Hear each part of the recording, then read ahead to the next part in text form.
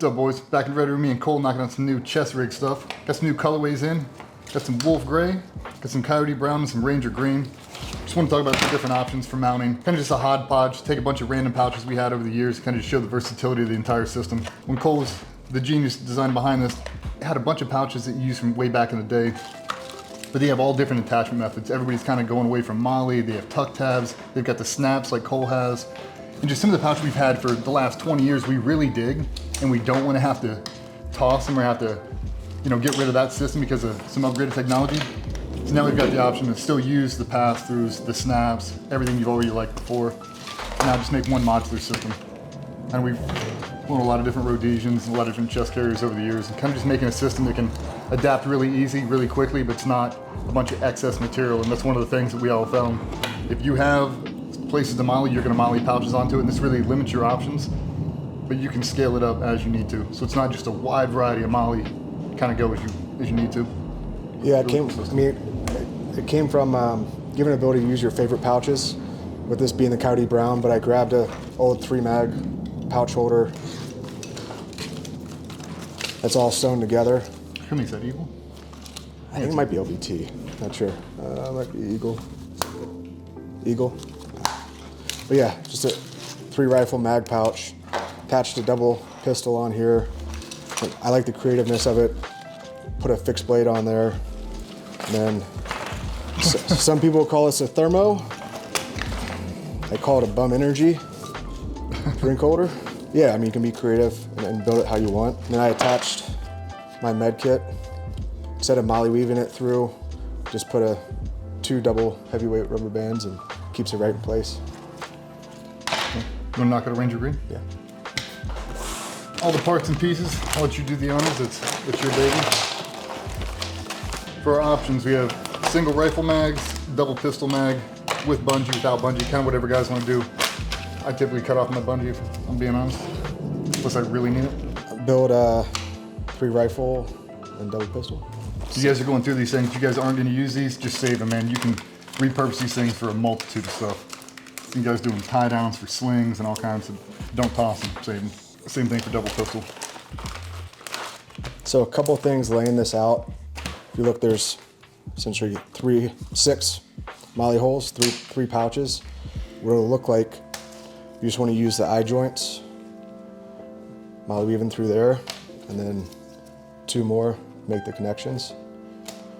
And really what you guys are trying to do, because these aren't all sewn in place, these eye joints are just connecting the pouch, so you don't have a gap in between. It really just tightens everything up, locks them all in place. Another option, you can use the W joints. You'll have a little hangover, but it allows you to put on a dangler. What's cool about this is when you MOLLE these things through, each one you go through, it gets tighter and tighter and tighter all the way down to the bottom. Not losing any space, these pouches aren't starting to wander around on you. That's one of the benefits of running a single mag system, I feel. I'm not fixed in space, and if I need to, I undo a couple cinches, I rip this thing off and slide over this. If I got a radio pouch or whatever else, just really versatile for that. So with the 3 mags, I'll just start with the middle one, because it is easy to off center. Get down there. So that's what DJ was talking about. If we didn't have the I or W joints, you get some separation space, so it gives some rigidity on them. Even the eye joints, they're so light that it's not just stacking up layer after layer after layer, and that's typically what it was, be 500D, 1000D, and we're just stacking up multiple layers to try to create that rigidity. Just a little bit of Tegris, it gives you all the rigidity you want, but it's still flexible at the exact same time, so it's super nice.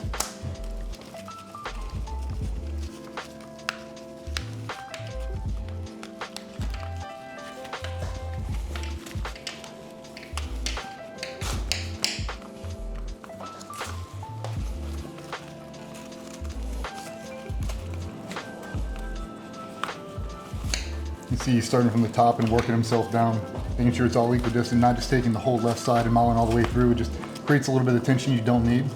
So if you go 1 space by 1 space, left and right, left and right, left and right.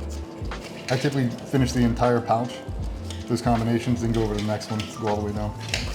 So I've seen this a few times too.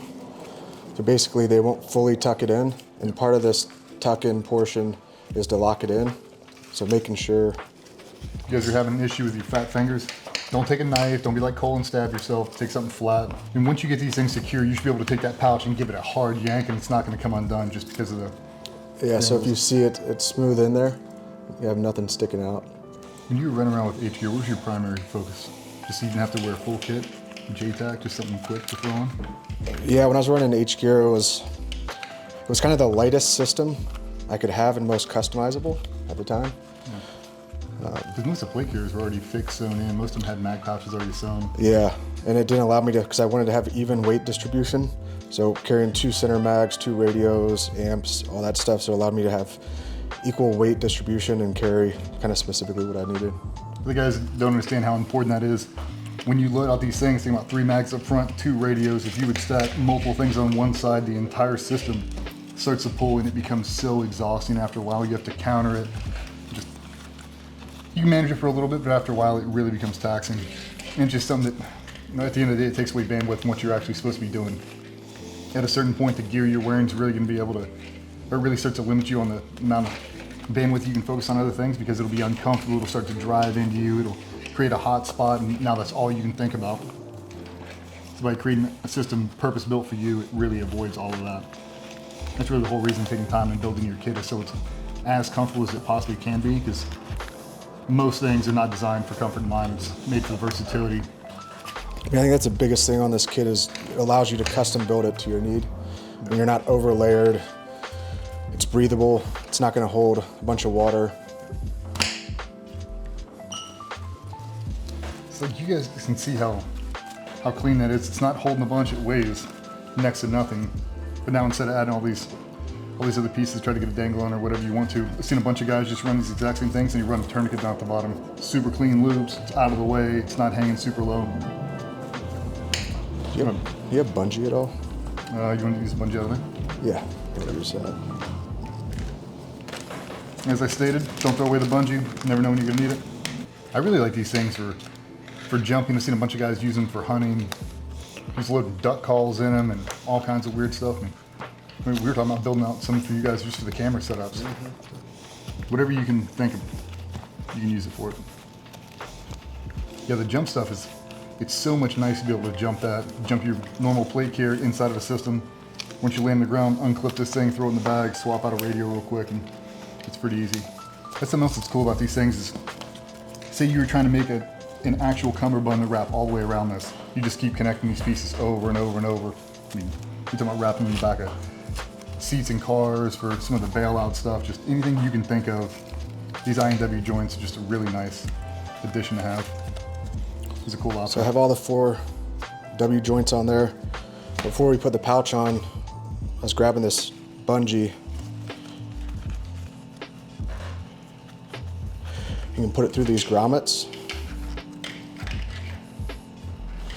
And you can attach, let's grab this. So you can attach these, anything you really want with this bungee and tighten it down through any of these. That's a really good system. I've seen Cole do that a couple times. That's a really good system for that last minute. I need to throw something on here real quick. And you don't want to have to break apart the entire system. I just need to add a pouch to it. That could be a miscellaneous pouch, a range admin pouch, anything you need. That bungee attachment option is really, really nice. So you're saying put that pouch in front of the magazines? You can, like you see some guys, some of the kits that come pre-custom will have, 4 mags. It's got double pistol already sewn in, and guys are putting Leathermans and all kinds of weird stuff. And you have this big, huge admin pouch up front. That more often than not, you don't really want that in there all the time. It's just a really easy, quick way to throw one on there for whatever you need it for. And a lot of guys ask about mismatching colors and different patterns and stuff like that. I was always a big fan of mix matching patterns. I always dug it. I think the only time I really didn't do it is when we were running AOR 1 the entire time. I really liked that pattern. When we went to multicam, I tried to blend everything together. And I know it sounds weird, but for me, it showed an unconstrained force. It showed that these guys are not carbon copy of each other. It shows individual patterns for each different person. I just thought, to me it looked cool when you see guys like, it throws me back to the old school Vietnam guys getting out in blue jeans and no shoes or Converse All-Stars, just something unconventional in nature. When you see it, it's like, okay, that guy's definitely playing by a different set of rules.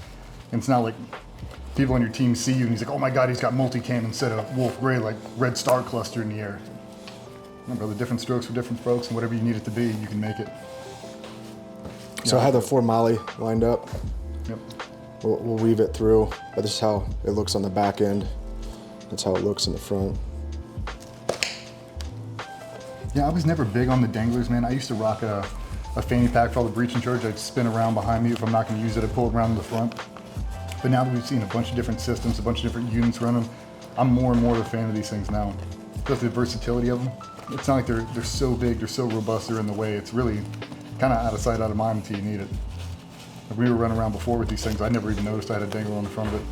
It's not bouncing up, it's not making a bunch of noise or excess movement. Pretty slick system. Yeah. Yeah. Some out of sight, out of mind. Add a double pistol. Yep. So again, fitment on it, depending on how high you wear it, low you wear it. You can have the double mags here, a little bit lower. Yep. And a lot of it's going to be up to the individual end user when you drop this thing on there. Practice a couple reloads. If it's too low, if it's too high. I know everybody's done that before. I know I have a jam with my mags in it right here, and I go to do a reload, and I can't even get this thing out of here. Gotta be able to drop it down more in line with your stern, that we can get an easy mag reload. Same thing with the pistol. Just kind of play around with whatever works best for you. A lot of guys got some shoulder mobility limitations. Might impede you from getting a good reload. All right, so now you got this. Shoulder straps. So 2 options. So you can pull this tri-glide off. You don't really need it. And you don't need this. Because when you put it on the back strap, the back plate, when you mount it through here and fit it, when you fit it to yourself, if you overlap it, cinches down and locks down on itself. You can cut down the excess fabric, or roll it up and tape it up as well. These parts are more on there if you want to hook it up to a backpack, kind of the versatility of it. But hold on to them, they're good extra pieces. So since we added this pistol pouch on here, you need to at least add another eye joint. You can add a W joint if you have one left over. But for this, let's add another eye joint. Why do you gotta add the eye joint? You need to add the eye joint because you need something to hook on right here on these two. I know a popular question that'll come is, when are we gonna sell these individual? People have been asking me. Yeah, they just want to buy a bunch of I and W joints. Yep. Working on it. Working on it. One big thing though, if you see, we have a W joint on one side, eye joint on the other. You wanna make sure with the back plate, you hook it up evenly. So if you have an eye joint, you gotta hook it up on the eye joint spaces because you don't have, feel uneven if you don't. Pretty easy to get on there. Then the lower back strap, same thing. Give you guys plenty of excess with these things. Not to insult your guys' waistline, but for a lot of guys that size these things, we don't have enough excess. Now you guys start throwing this thing over top of the plate carrier. You really need all of this to be able to accommodate for that. Big jackets in the wintertime. Guys out in Salt Lake, we went out there and shot. It was colder than shit. And we don't really get a whole lot of that out here, train out in the weather. So you start bundling all that stuff up, it's easy just to be able to make a nice adjustment. Everything's not cinched down completely. It's got some room to expand. All right, you want to size this bad boy on? Yeah, so it's good to do this with a buddy. Make sure he's not twisted up in the back here. The big thing, you're looking for that back plate to be in the middle of your shoulder blades. Basically hold it where I want it, and then DJ's basically tightening it up. What I'm really looking for is make sure it's even on both of the straps. Some of you dudes with some big ass straps, just make sure. I always tell them to bring up their arms, kind of go overhead, see how it fits. You want to make sure this thing's not bunched in there. As long as you got some room, and then we just do little small adjustments. And do the same thing down here. Tighten up the shoulders just a little. One of the things we look for in the front is basically drawing a straight line across these. Do some big barrel chests. That would come up just a little bit. Yeah, one other thing when you're fitting, to have some empty mags. Again, just doing a test fit. Let's see if you like it at the right height. Yep. That's what I was saying, if you bring this thing up into here, now you try to pull that mag out, it's inside your face, just makes it super uncomfortable. Same with pistols, rifles. Cause yeah, definitely fit this where it was like up here, not knowing, or it's like way down. Or you get in one of those scenarios where you've got on a slick plate carrier and you're trying to throw this thing on top and now the whole system doesn't fit. Now it's way too high. Be able to make some quick adjustments, get it exactly where you want it to. Yeah, other things, making sure this is center back here. Yeah, because this thing has 4, I try to take that center line and try to draw it in there and get as close as I can. You rattle the buckles through and tape up the excess. Prefer gaffer's tape. You can use rigger's tape, or whatever you want.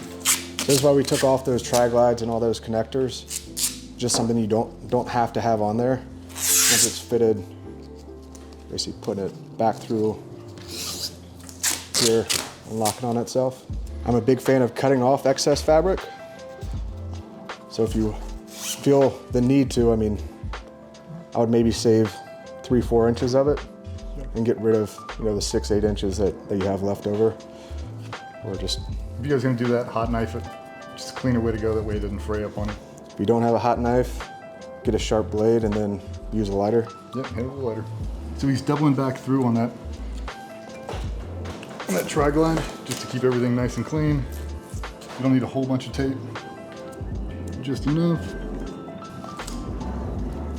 And I roll these in instead of out, just because it's smoother right here. Try and keep there any snag hazards as low as possible. So it's a good way to control the excess of it. Yep. On these tri-glides, I try and move them down as far as possible. Leave about this much room, because I'm gonna stow any excess in between these two. When we tape it down, I'll just roll it all in. So it's nice and smooth. This gaffer tape stuff is nice too, because if you have to make an adjustment, you peel this stuff off, it maintains its sticky property. It doesn't get all super gummy, that way you can reuse it. And pull this thing out. I stick a bunch on the side of my holster and on my buttstock, and with stuff comes in real handy. And if you really want to go the extra mile, hit it with a lighter. Not too much, but it basically melts all the stickiness on the tape. So same thing, keeps it nice, clean.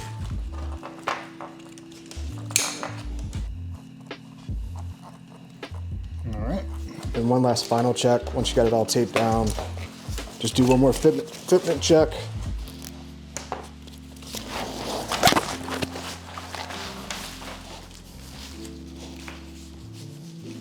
Make sure nothing's changed. Do a little bounce check.